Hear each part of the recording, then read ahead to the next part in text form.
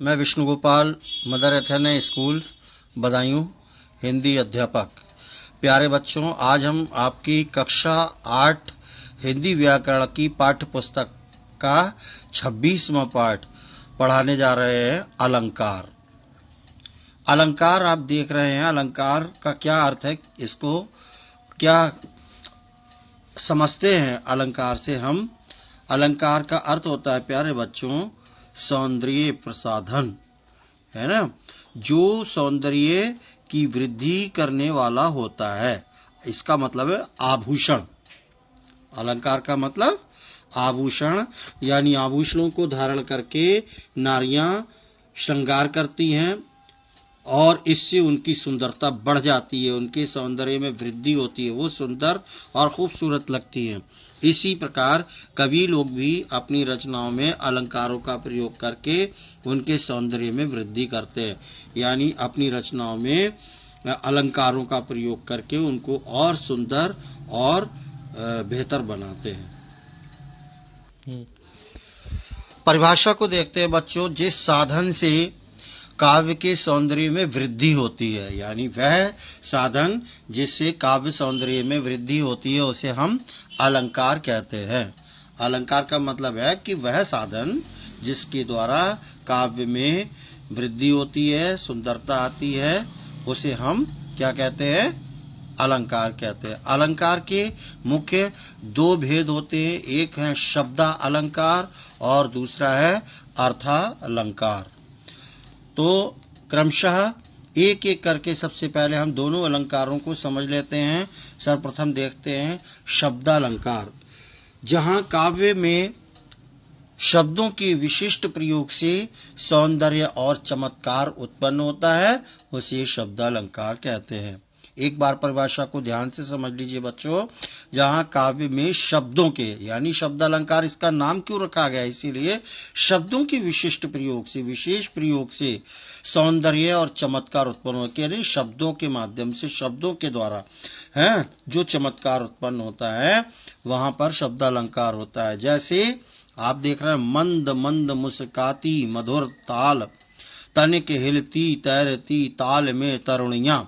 तो ये शब्द हैं मंद मंद, है ना। इन पंक्तियों में आप देख रहे हैं म और त, ताल तरुणी, तो ये वर्ण की आवृत्ति के कारण चमत्कार आया है, इससे इसके सौंदर्य में वृद्धि हुई है। अतः यहाँ शब्दालंकार है। प्रमुख शब्दालंकार होते हैं 3 बच्चों। एक इसमें शब्दालंकार के 3 भेद हैं, अनुप्रास अलंकार, यमक अलंकार और श्लेष अलंकार। अनुप्रास, यमक और श्लेष। आइए शब्दालंकार के अंतर्गत इन तीनों अलंकारों को पढ़ते हुए सबसे पहले हम अनुप्रास अलंकार पढ़ रहे हैं। किसे कहते हैं, कविता में जहां समान ध्वनियों, समान ध्वनि माने एक सी आवाज, वर्णों, वर्ण अथवा अक्षरों की पुनरावृत्ति होती है। पुनरावृत्ति माने बार बार आते हैं। जहां पर कोई भी समान ध्वनि, वर्ण या अक्षर बार बार आए, है ना, उसकी पुनरावृत्ति हो, वहां अनुप्रास अलंकार होता है। जैसे आप देख रहे हैं, कल कानन कुंडल मोर पखा उर्पै बैजंती माल विराजती है ना। तो इसमें कल का की 3-3 बार आवृत्ति, है ना, 3-3 बार, और बा वर्ण की 2 बार आवृत्ति हुई है ना। कल कानन कुंडल मोर पखा उर्मे बैजंती बनमाल विराजत, तो बा और का जो आप देख रहे हैं बार बार, एक में 3 बार तो दूसरे में 2 बार आवृत्ति हुई है, इसलिए यहाँ पर अनुप्रास अलंकार है। अनुप्रास अलंकार के अन्य उदाहरण भी आप देखिएगा इसमें। जैसे चार चंद्र की चंचल किरणें खेल रही हैं जल थल में, यहाँ पर चा और ला वर्ण की आवृत्ति बार बार हुई है। ऐसी दूसरे उदाहरण में ऐल फैल खैल भैल, खलक में गैल गैल, तो ये ला वर्ण की आवृत्ति इसमें बार बार हुई है, और अगले वाले में तरण तनुजा तट तमाल तर वर वह छाए, इसमें ता वर्ण की आवृत्ति बार बार हुई है। इसलिए प्यारे बच्चों ये अनुप्रास अलंकार है। आशा है आपको ये बहुत अच्छी तरह से समझ में आया होगा, क्योंकि सबसे सरल अनुप्रास अलंकार है जहां पर किसी वर्ण की आवृत्ति बार बार होती है। आइए दूसरा अलंकार देखते हैं, यमक अलंकार। यमक में क्या होता है, जब कविता में किसी एक शब्द का एक से अधिक बार, कोई एक शब्द हो उसका एक से अधिक बार भिन्न भिन्न अर्थों में प्रयोग हो, तब वहां यमक अलंकार होता है। जैसे आप देखें, कनक कनकते 100 गुनी मादकता अधिकाय, कनक कनकते 100 गुनी मादकता अधिकाय। तो यहाँ पर देखिए, आप देख रहे हैं इस दोहे में कनक शब्द का प्रयोग 2 बार हुआ है। पहले कनक शब्द का अर्थ है सोना और दूसरे कनक का अर्थ है धतूरा। इसका अर्थ यह है कि सोने अर्थात धन में धतूरे से 100 गुना अधिक मादकता होती है, इसलिए यहाँ पर यमक अलंकार है। यमक अलंकार के अन्य उदाहरण भी इसमें आप देख सकते हैं। माला फेरत युग भया फेरा न मन का फेर, है न, कर का मन का डार दे मन का फेर। इसमें मन का शब्द का प्रयोग 4 बार हुआ है। दूसरे और चौथे मन का अर्थ है माला का दाना। पहले और तीसरे शब्द मन का यानी तोड़कर आए हैं, इसका अर्थ है हृदय। आगे इसमें फेर शब्द का भी 2 बार प्रयोग हुआ है। जैसे फेर के अर्थ है फेरा फेरी चक्कर आदि, और दूसरे फेर का अर्थ है फेरना, इसलिए यहां भी यमक अलंकार है। काली घटा का घमंड घटा, घटा यानी बादलों का समूह, और घटा माने कम हो गया। 3 बेर खाती थी बे, 3 बेर खाती है, तो 3 बेर माने 3 बार, और 1 बार 3 बेर का मतलब है बेर के 3 फल। आइए तीसरा अलंकार शब्द अलंकार का देखते हैं, श्लीष। श्लीष अलंकार, श्लीष का अर्थ वैसे बताया जाता है चिपका हुआ, चिपकना, अर्थात कविता में जहां किसी शब्द का प्रयोग एक ही बार होता है परंतु उसके अर्थ एक से अधिक निकलते हैं, वहां श्लेष अलंकार होता है। अर्थ प्रयोग तो उसका एक बार होगा शब्द का, और उसके अर्थ अनेक होंगे, यानी एक से कई अर्थ चिपके होना, इसीलिए उसका नाम श्लेष है।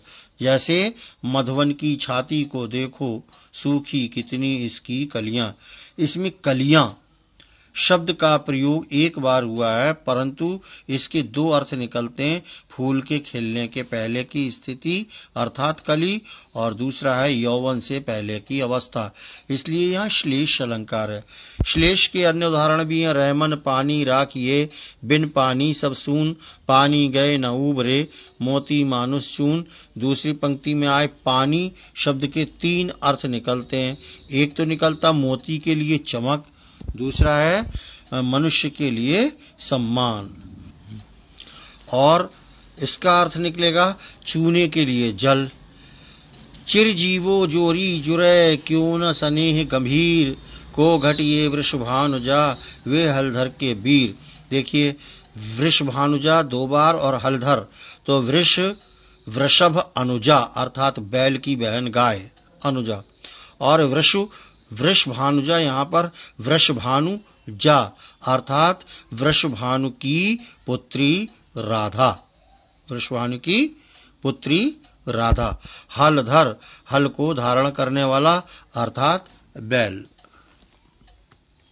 और नीचे हलधर का मतलब है हल को धारण करने वाला अर्थात बलराम। हलधर के वीर का अर्थ हुआ बलराम का भाई कृष्ण।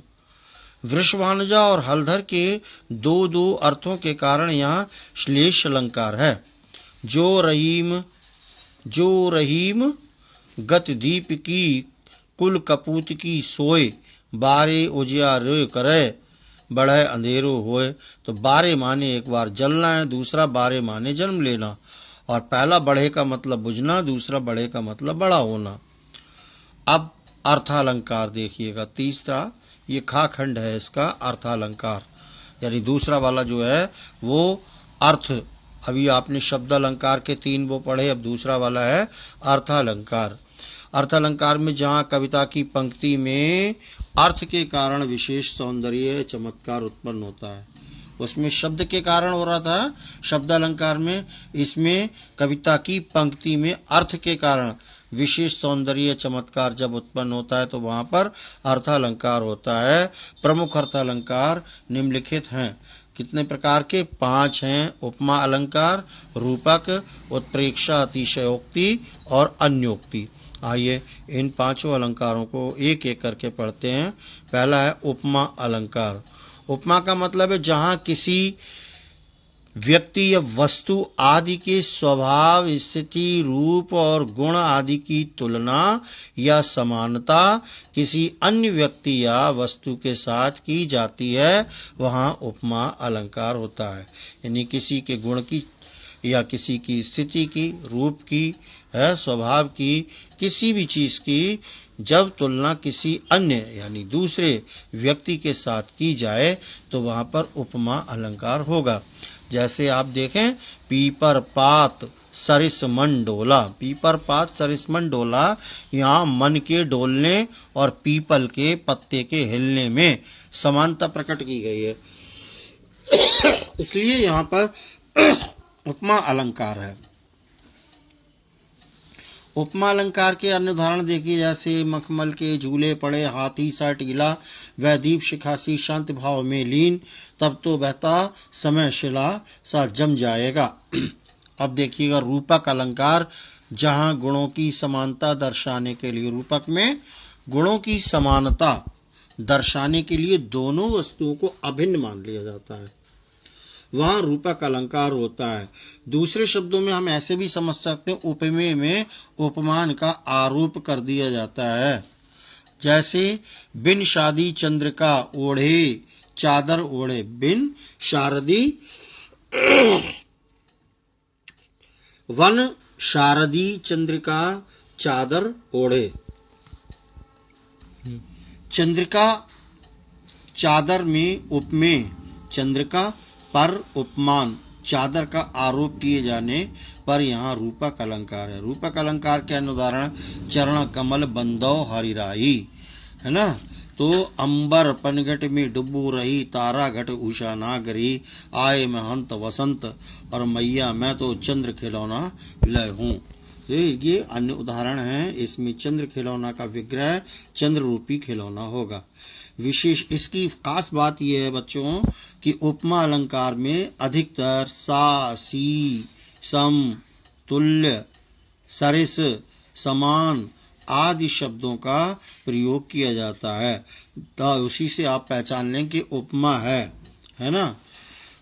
सा, सी, सम, तुल्य, सरिस आदि, पीपर पात सरिस मंडोला जैसे आपने पढ़ा, तो जहां इन शब्दों का प्रयोग हो जाएगा वहां पर पहचान है कि आपका उपमा अलंकार होगा। रूपक अलंकार में इस प्रकार का कोई शब्द नहीं होता, बल्कि कहीं कहीं 2 शब्दों के बीच योजक चिन्ह का प्रयोग किया जाता है और विग्रह करने पर रूपी लिखा जाता है, रूपी लिख देते हैं। आइए अगला वाला देखते हैं, उत्प्रेक्षा अलंकार। उत्प्रेक्षा में जहां उपमेय में उपमान की संभावना प्रकट की जाती है ना, वहां पर उत्प्रेक्षा अलंकार होता है। जैसे मानो, मनु, मनहु, जानो, जनु, जानहु, जनहु आदि वाचक शब्दों का प्रयोग होता है। उदाहरण है, करती हुई उत्तरा के नेत्र जल से भर गए, हिम कणों से पूर्ण मानो हो गए पंकज नए। जहां पर मानो, मनु, जनु, जानो ऐसे शब्द आ जाते हैं, वहां पर भी कैसा उत्प्रेक्षा अलंकार होता है।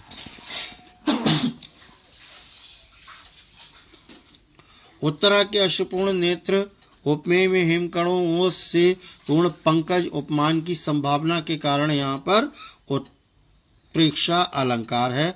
यहाँ मानोवाचक शब्द है। उस काल मारे क्रोध के तनु कांपने उनका लगा, मानो हवा के जोर से सोता हुआ सागर जगा। या तनु उपमेय में सोता हुआ सागर उपमान की संभावना है और मानोवाचक शब्द है, यहाँ उत्प्रेक्षा अलंकार है। और चौथा आप देख रहे हैं अतिशयोक्ति। अतिशयोक्ति अलंकार क्या होता है बच्चों? जहां किसी व्यक्ति या वस्तु का वर्णन अत्यधिक बढ़ा चढ़ाकर किया जाता है, जो वास्तविकता में नहीं है, सच नहीं है, और उसको हम बहुत बड़ा चढ़ा करके जब प्रकट करते हैं या व्यक्त करते हैं तो वहां पर अतिशयोक्ति अलंकार होता है। जैसे हनुमान की पूंछ में लगन न पाई आग, लंका सिगरी जल गई, गए निशाचर भाग। यानी यहाँ पर भाव है हनुमान जी की पूंछ में आग लग भी नहीं पाई थी, लगी भी नहीं, तब तक पूरी लंका जल गई। आग लगने से पहले ही लंका जल गई और निशाचर भाग गए। तो हनुमान की पूंछ में आग लगने से पूर्व ही सारी लंका के जल जाने का वर्णन किए जाने के कारण यहाँ अतिशयोक्ति अलंकार है। इसके अन्य उदाहरण है, आगे नदियां पड़ी अपार, घोड़ा कैसे उतरे पार, राणा ने सोचा इस पार, अब तक चेतक था उस पार।